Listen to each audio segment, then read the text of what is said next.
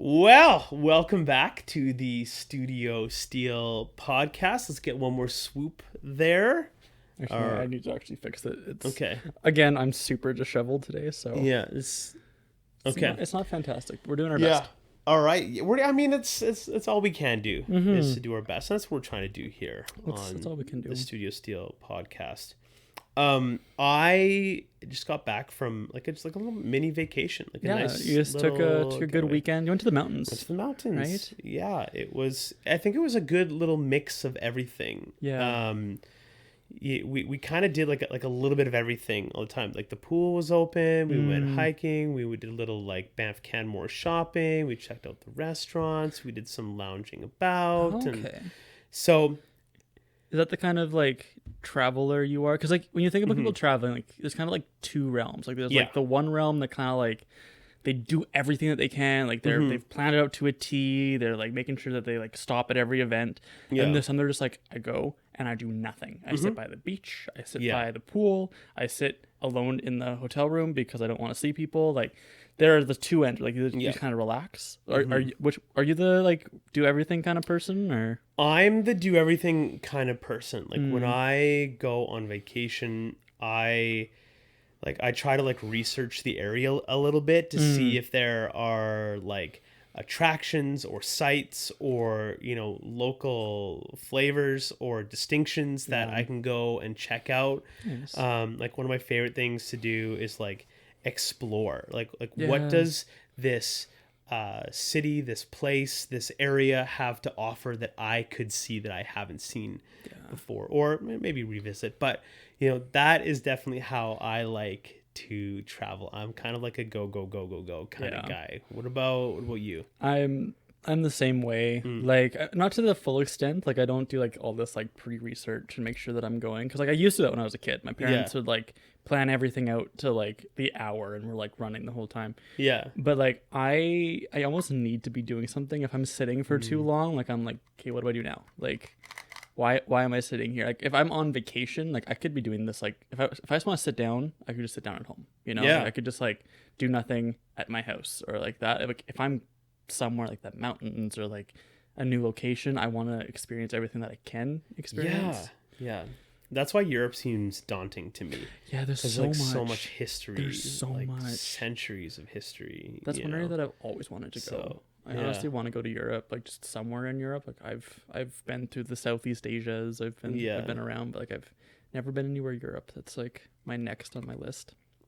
Well, what about you guys? What kind of vacationers are you? Do you have to get out and explore and see as much as you can, or could you just sit by the pool with a good book and just relax for your vacation? Which, if that's you, I wish that was me. Yeah, I wish that I was able to not be come on, I gotta do something. If you're the relaxer, let us know how that works for you.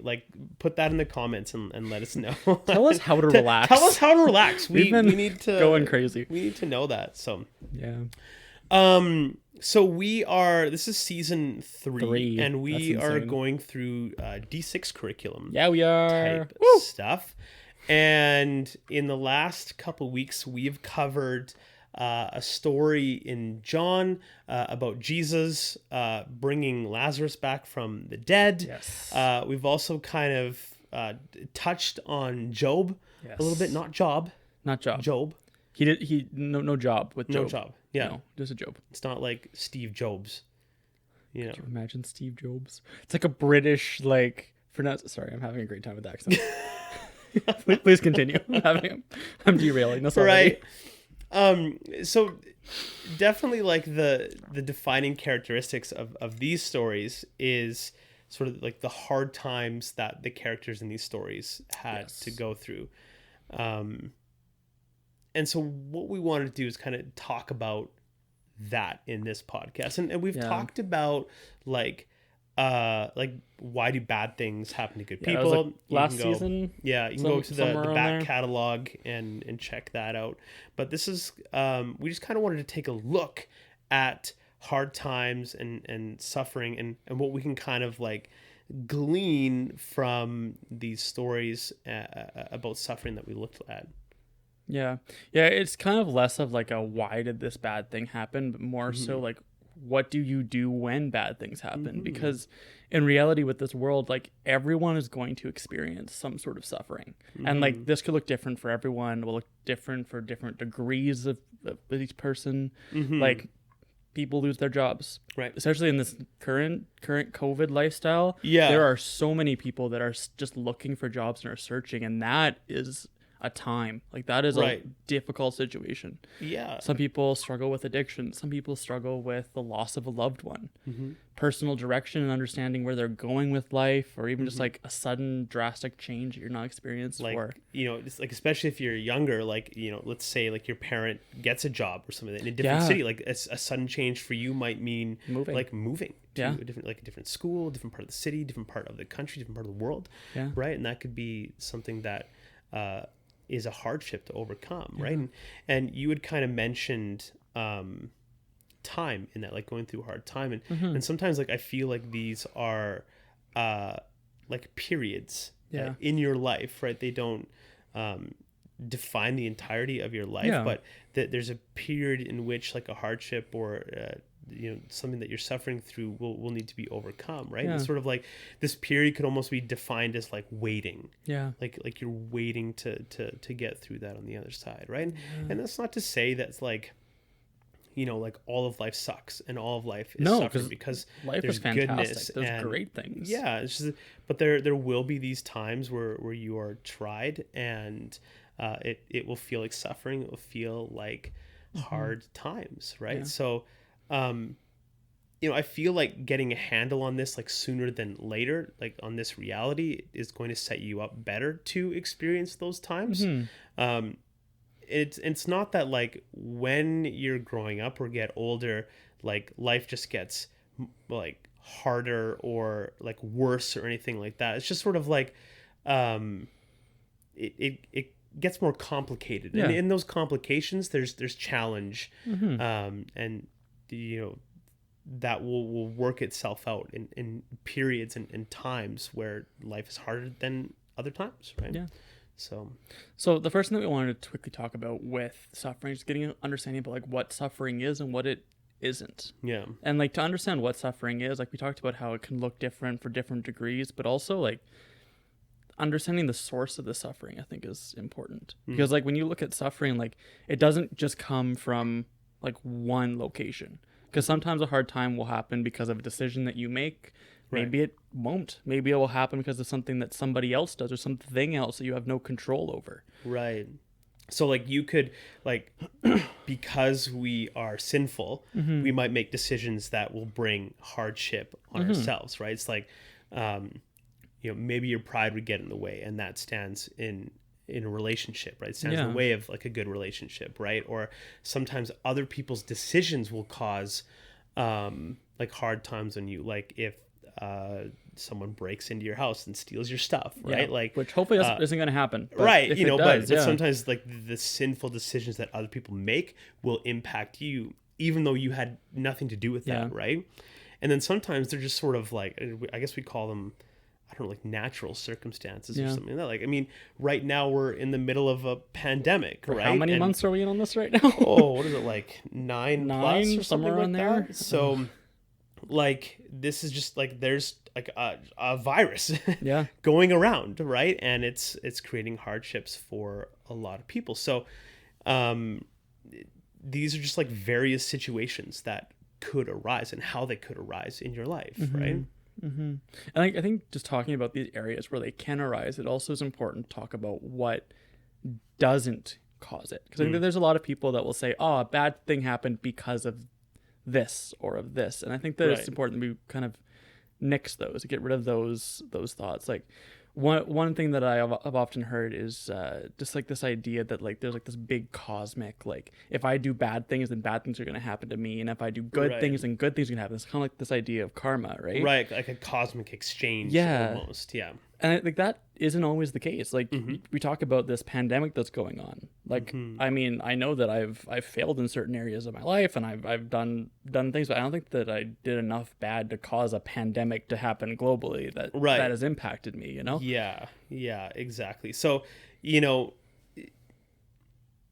we don't reduce our relationship with God to a formula like that, right? And so sometimes what we see in that is the prosperity gospel, right? So we know that God wants good for our lives and that he wants to bless us, right? But it's not sort of like, if you give enough money to the church, if you pray enough, if you do enough good things, then God will give you a Lexus. And it's not as cut and dry as that, right? God does want blessings for your life, but you might need to go through hardship and hard times and suffering to get to that, right? And we see this in the Bible, right? Like we looked at the story of Job, right? And here's a guy who was righteous and yet suffered, and then wrestled with that suffering and came to a clear understanding of God, right? And definitely learned something through his suffering and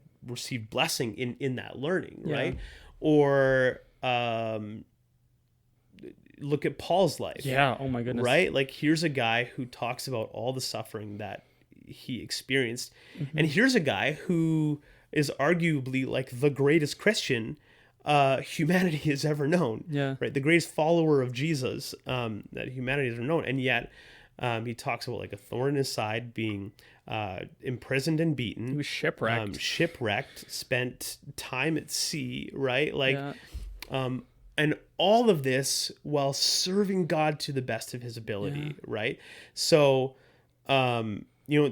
we don't see that formula in God's life. Just do enough, and then God will give you like a palace and all the riches that you can think of, right? And even like one step further, like you think about Jesus himself. Oh yeah, like the perfect man who had never sinned, who has never done anything wrong. Right. He had to die. But also God.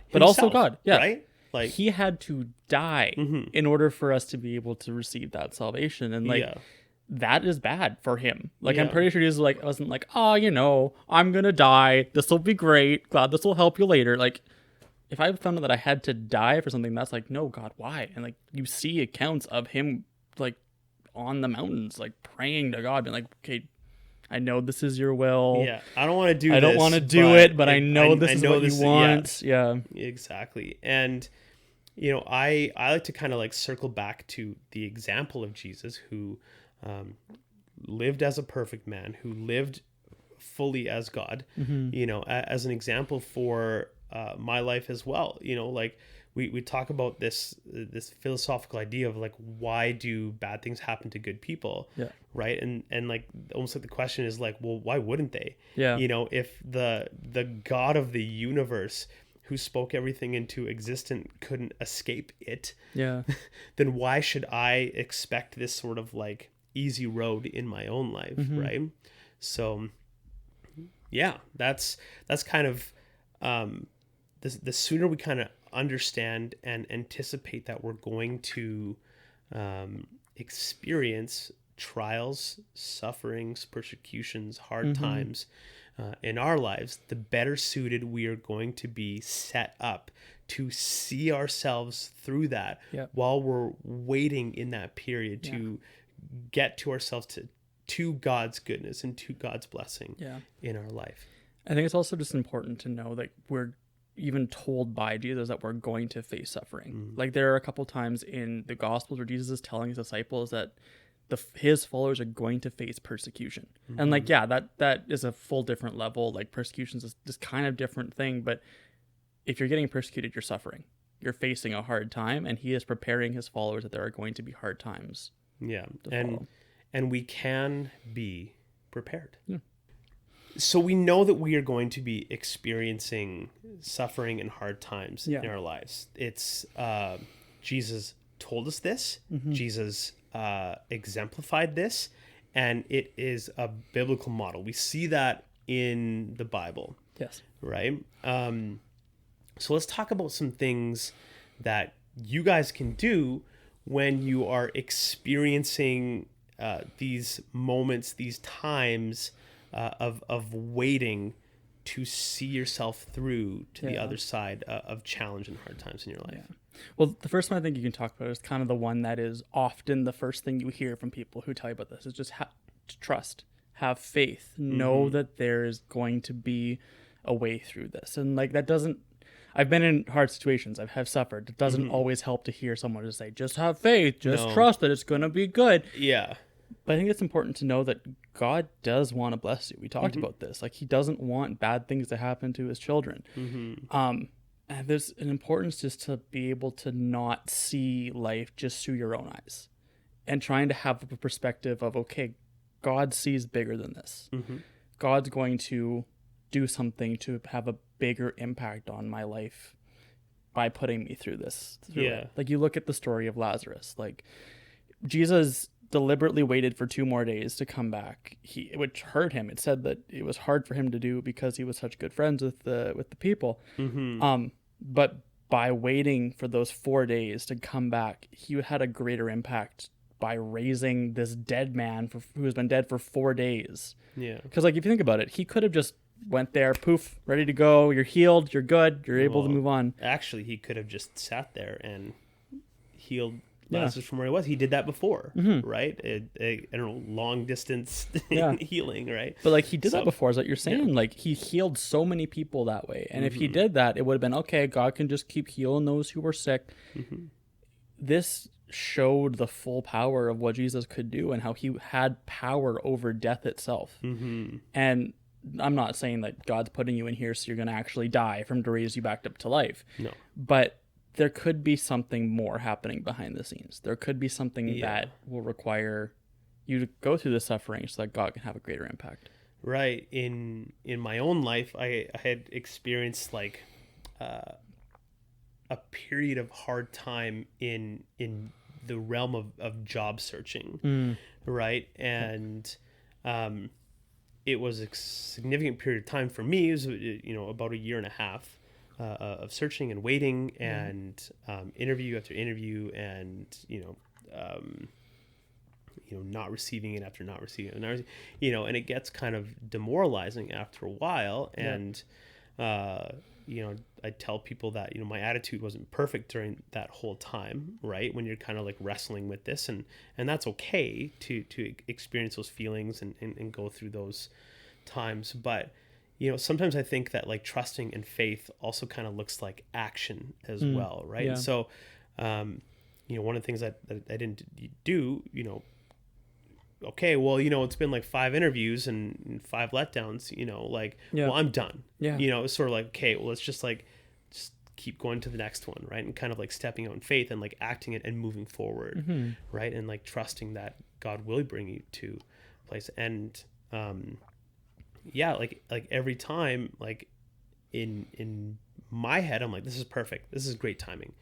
Wouldn't this be great if I got this? And, then it's like, oh, well, I didn't get that. Like, well, what are you doing, God? And then you keep stepping out in faith, keep trusting. And, in my experience, I think God brought me to a place that I wasn't expecting. And I think has been like the best for my life. Right. And sort of like waiting for that goodness and trusting God in my own way. And, brought me to like saw me through that time of waiting or that hard time that I was having in that area of my life. So I think also when you're doing that, like it teaches you about yourself. It causes you to grow. It causes you to be able to refine who you are in the time. Like I know I also went through a similar situation with just job hunting mine wasn't 1.5 years. It was only about 3 months. It was still kind of a thing. But it almost hurts. It hurts. It hurts to go to interviews and not to hear back from them, or to send out resumes, not to hear back from people. Like it's a difficult time, but by hearing back negative results or hearing back what I'm not ready for, it caused me to be able to refine what I was doing. I was able to add more things to a resume. I was able to reevaluate what I was looking for, where I was looking. And I think the same principle can be applied, is that when you are going through it and when you're taking actions, like look for ways where you can adapt, where you can grow, or where God could be growing you. Yeah. And if you look at the whole story of Job, and it's like there's like 41 chapters in it, which is kind of surprising because a lot of that is the refining that Job experiences in the book is through dialogue. Yeah. Right. And so he has a lot of conversations with his friends who are they're not hitting the mark and not understanding the character of God. Right. And then towards the end, Job actually petitions God to like give him an answer for what he's going through. And what he learns in that book is that God has infinitely more perspective than he does to see all the connections that are going on in life, and everything that he is upholding and sustaining. Like how could you possibly as a finite being understand what's going on? And through this process of refinement, like Job learns more about who God is, right? So having that patience, it is going to teach you some things, and it's going to refine you, right? Yeah. So. Even also on the same point of like when you're understanding like God's power and like how big he is and how much he can see, I think that's another area that can help you in this time is remind yourself of how powerful God is. Remind yourself of what he can do. Listen to testimonies of other people who have gone through similar situations, because that is going to help you to be able to see what God has the ability to do, and that he is able to do that as well for you. Read your Bible. Look for those times where God is able to provide for people, or where his timing is made perfect through what he does. Remind yourself of the promises that he makes. I think remembering for me really helped me get through that hard job search period of my life. And my own dad had kind of a story of waiting on God to see him through a hard time. And when everything kind of came together, it's like we saw the power of God's timing and the goodness in his timing, right? When he came through that period. And so just like having that story in the back of my mind when I was going through that was like, okay, well, I don't know what's going to happen yet, but I know that if God could do that in my dad's life, then I know he could do that in my life too, right? So, hearing these stories of God working in other people's life is a powerful reminder, right? And then, like you said, like scripture itself has, these stories that we looked at in our small groups, like of Lazarus and of Job, right? And there's countless other stories of God's power, like working through people's struggle, right? And then also he promises that to us, right? And like,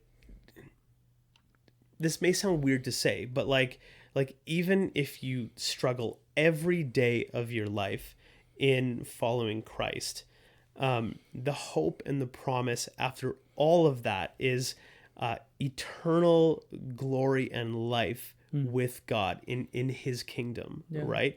And so if nothing else happens in your life, and if your whole life is a waiting period, it seems like, there is that goodness on the other side of this life that we hold on to and hope for, right? And it's sort of like an ultimate hope that we see in scripture, right? I think also one more thing that's important with this is just looking for opportunities. One of my favorite quotes that I've used on this show like 19,000 times, and Ben never lets me live it down, is this idea of just wherever you are, be all there, which like you've heard multiple times, but it's true because like God has placed you where you are for a reason. And I think that it's important that wherever you are, look for opportunities. Look for people you can talk to, or you can share your story, or you can share the story of the gospel. Look for areas in your life where you can grow and you can build relationships with people who you may not have had a chance to if you weren't in that situation. Now, I'm not saying this is like you're in an ideal situation in that time, but just take a moment, look around, see what opportunities God has given you in this current time. Well, you could totally kind of like get ahead of the challenge in your life. And it might sting, it might hurt a bit, but you can still kind of reorient your thinking to the challenges that you see in your life and say, I'm going to learn something from this.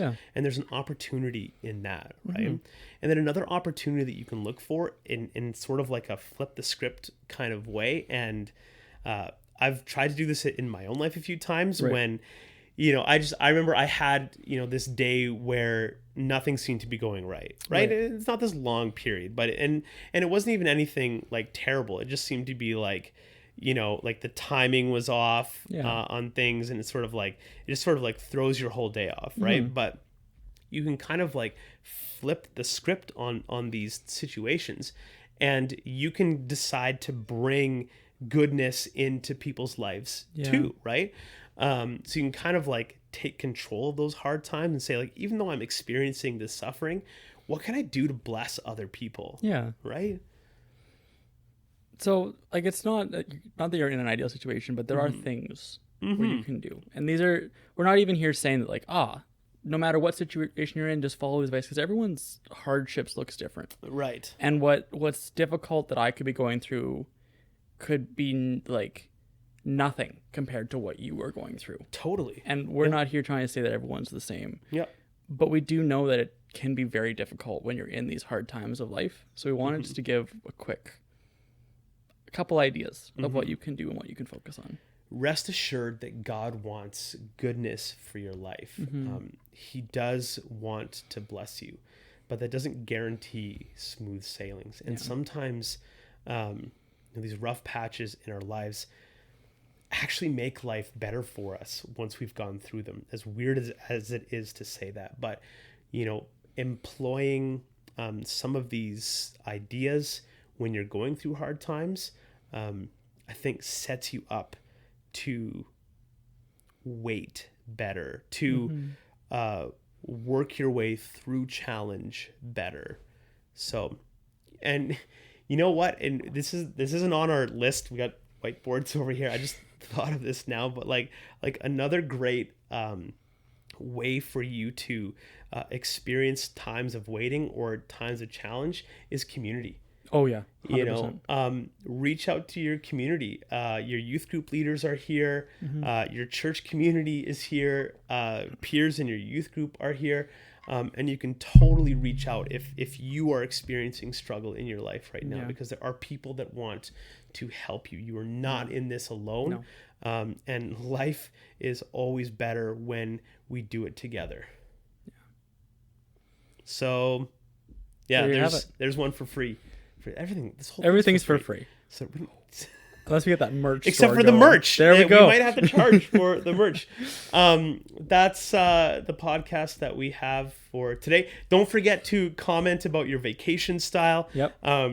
Give it a like. We would love to hear your thoughts in the comments. Yeah. Subscribe so that you know when things are coming out. They kind of come to your inbox. And if you they don't have Facebook anymore, right? If you could share it somehow, like that would be great too. Like, help out, get the word out, get the message, all that kind of stuff. So there we go. Yeah. Okay, guys, we will see you in 2 weeks. Until then, as my dad says, stay positive and test negative. Hey, I like that.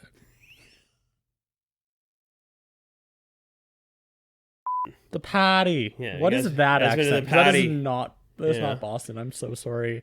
Any of you watching at home from Boston? If you're from Boston, I'm so sorry for butchering that attempt at an accent. We don't start the patty till it gets dark outside.